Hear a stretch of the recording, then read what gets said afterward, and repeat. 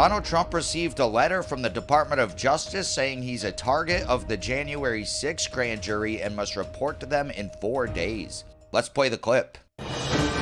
Welcome back. We are following the breaking news involving former President Donald Trump for you at this hour. Trump saying he has received a new letter from Jack Smith indicating he is the target now of a criminal investigation by a grand jury investigating attempts to overturn the 2020 election. The former president writing on Truth Social a short time ago here. Deranged Jack Smith, the prosecutor with Biden's DOJ, sent a letter again. It was Sunday night stating that I am a target of the January 6th grand jury investigation, Trump adds, and giving me a very short 4 days to report to the grand jury, which almost always means an arrest and an indictment. That is Trump's reading of all of this. Right. And as you can imagine, there's been a lot of reaction pouring in, including from Georgia Congresswoman Marjorie Taylor Greene, who had this to say. Listen. This is the only way that the Democrats have to beat President Trump, is to arrest him, smear him, charge him with ridiculous charges, all in a cover-up of Joe Biden's crimes, Hunter Biden's crimes. It's unbelievable. It's hard to even recognize that this is our country.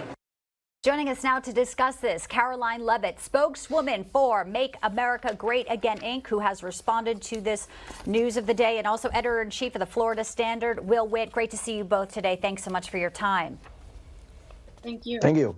All right, so we also got some reaction, not only from MTG, but his opponent in the race here. This is Governor Ron DeSantis from Florida weighing in just a short time ago. So I don't know what was all about that, but I do know that we look at institutions, unfortunately, like our own FBI and Department of Justice, and we've seen the politicization of those institutions. We've seen them be weaponized against Americans. Pro-life activists can have the SWAT team come at them. Meanwhile, Hunter Biden, he would have been in jail if he were a Republican, and we all know that. So that's, I think, been a frustration to see how that is wielded. So I can't speak about that because I haven't seen it, but I can tell you one of my jobs as president will be to end the weaponization of these agencies, and I will get that job done. We will make it happen. All right. First, I want to go to you, Will. Your reaction on how candidate DeSantis is handling this. Again, as always, Trump is sort of taking the headlines here. Not, you know, obviously he doesn't want to be indicted again, but as his contender here, he has to address it, DeSantis. How do you think he did right there? Well, I think what he's doing is getting at the heart of the issue. Obviously, this is about Donald Trump. This news right now is about Donald Trump. But in reality, this affects all of us. I mean, you had parents who would show up to school board meetings be called domestic terrorists. That is not an America that I want to live in. So Ron DeSantis coming and saying he wants to end the weaponization of these agencies, I think he's exactly on point. And I think that if Donald Trump wants to win a lot of parents and moms, especially in this country, he needs to focus on that messaging as well for if he was going to be president. Yeah, and Carolyn, going over to you, you released, I believe you released a statement about this. I think we have that. Do we have that? Maybe we could pull that up. And you could tell me a little bit more about the statement and kind of the reaction from, you know, from your PAC and just basically from the Trump camp about this news. I mean, as one panelist we had on talked about the risk versus the reward and dividing the country even further. It's just, I mean, politically, it's so damaging to the country. And a lot of people are saying, man, this is just madness at this point. Yeah, it has really turned America into an unrecognizable nation, a third world country. This is what you see in Cuba and Venezuela.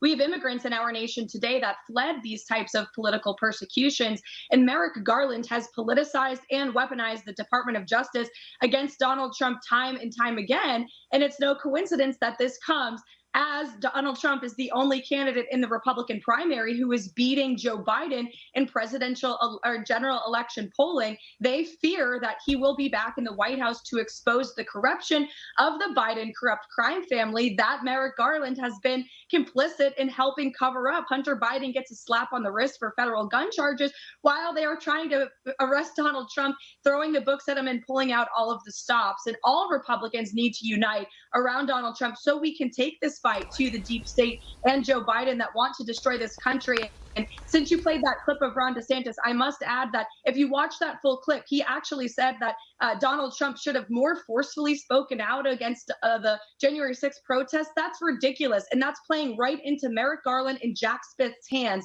We cannot have that type of language. We need to ensure that we are uniting to rally against these Marxists who are destroying America. Well, obviously, we're also watching today Judge Cannon's ruling, and she's talking with the folks about the handling of classified documents. So another case here that obviously will be either going forward now in December or after the election. Well, when you look at what's happening in Florida, some are going to, everyone will criticize Cannon no matter which way she rules, obviously, among party lines. Another very divisive ruling here we could expect out of Fort Pierce. Yeah, I think what's important to know, which I've talked about on my social media, like when it comes to these classified documents, like Caroline was talking about playing into these people's hands, is that whether or not Donald Trump with the classified documents had them or not, and we're arguing on the basis of whether or not that's legal or illegal, to me, that seems rather irrelevant. Because what is really happening with this and the classified documents, January 6th, is that you have an organized political group that has an agenda that is coming after Donald Trump and conservatives, whether or not it's legal or illegal. If you were Jesus Christ living in America and you lived a perfect, sinless life, the left would still find ways to create laws to say that you did something wrong. So when it comes to all of this, I don't doubt that, actually. Yeah. The crucified, literally. Yeah. Well, you know, I'm not going to wade into those waters and talking about Jesus Christ. But let's talk about the debate. Carolyn, I want to get your thoughts about something. So the first Republican debate is set, as you know, for August 23rd in Milwaukee.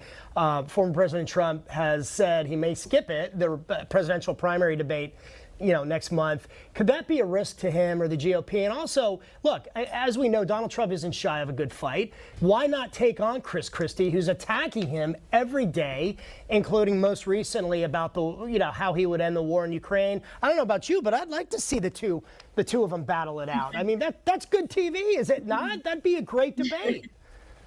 Yeah, well, Donald Trump is taking on Chris Christie. He's taking on Ron DeSantis and everyone else in this race for that matter. He's campaigning. He's going out and earning the support of the American people. You see him in diners. He'll be in Iowa tonight. He held a rally with 50,000 patriots in South Carolina just a couple of weeks ago. So that's what matters, earning the support and trust of Republican primary voters. That's part of the process going on. Fox Cable News debate is not. And as Donald Trump has pointed out, he doesn't have to, right? He's 40 points ahead of the rest of the field. He's polling better against Joe Biden than RFK Jr. is polling with DeSantis right now. So he is the leader of this race in both the primary and the general election, and he owns debate. So frankly, the rest of the field should be grateful that Donald Trump won't be on that stage with them. Yeah, I hear you. And look, despite all these dizzying investigations, one after another, and it's really hard to keep up with them, his poll numbers, I mean, he's crushing it. Yeah. He continues to be so far ahead of the pack.